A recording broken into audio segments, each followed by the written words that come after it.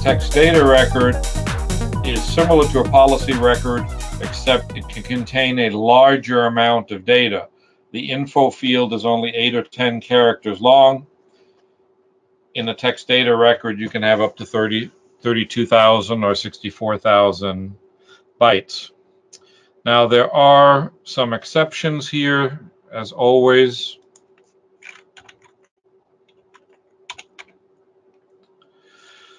You notice there's a whole bunch of records that have USEDES in the info.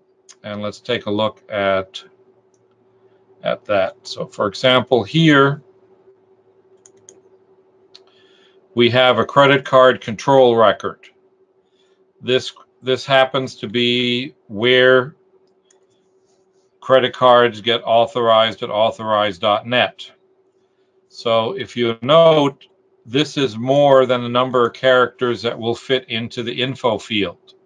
So if you set up a system parameter policy record and you need a longer piece of data than will fit in info, you can put USEDES in the info and it will then go get the value out of the description. This is something that we did 25 years ago before we implemented the text data record.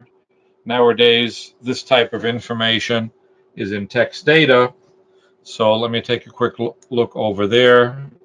I can show you what that is.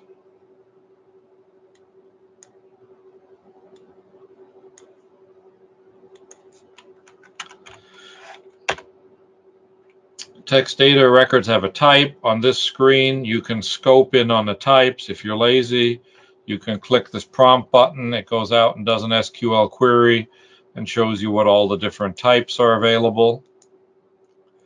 And then here, for example, is let's find something.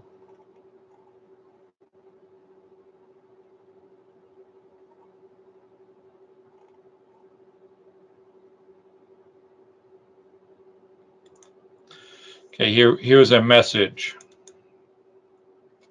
This is a message that gets print on emailed invoices. As a default, it's too long to put into a policy record, so we put it into a text data record, which has a type, a code, an ID, and a user ID.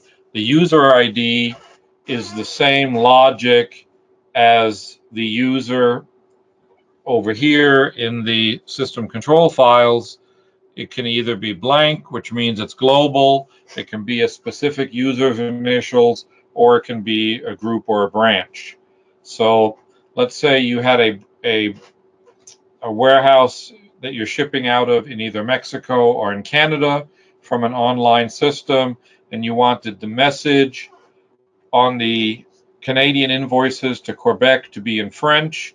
You could set up a branch record for your Quebec warehouse, and then it would print the message on there or the subject in French.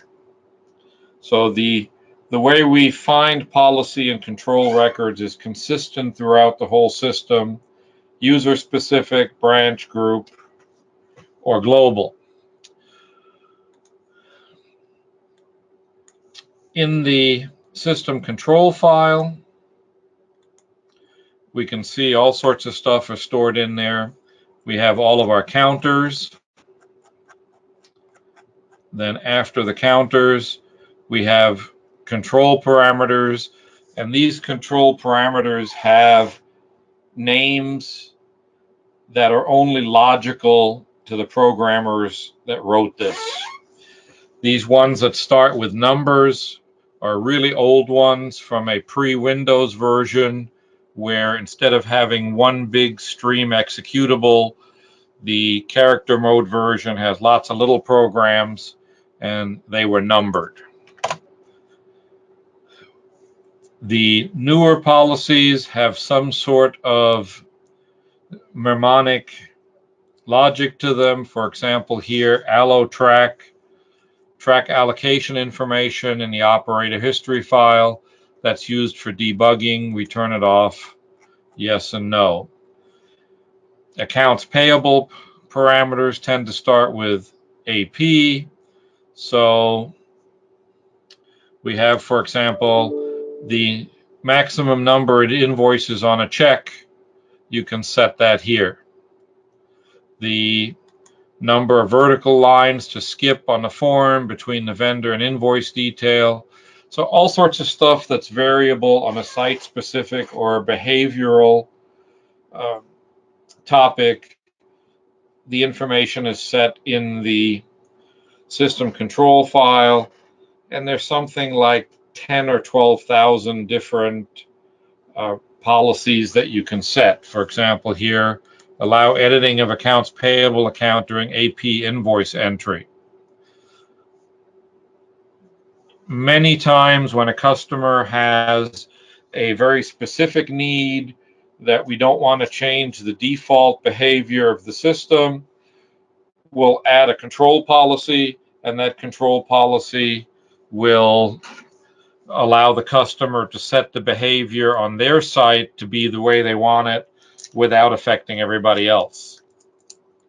So the normal procedure is the customer will email us, ask for a non-standard behavior. We'll add that to the code. They'll see that it's been added in the update notes that are on our documentation help system that I showed you yesterday, and then they'll upload or download an update and then set the policy the way they want it.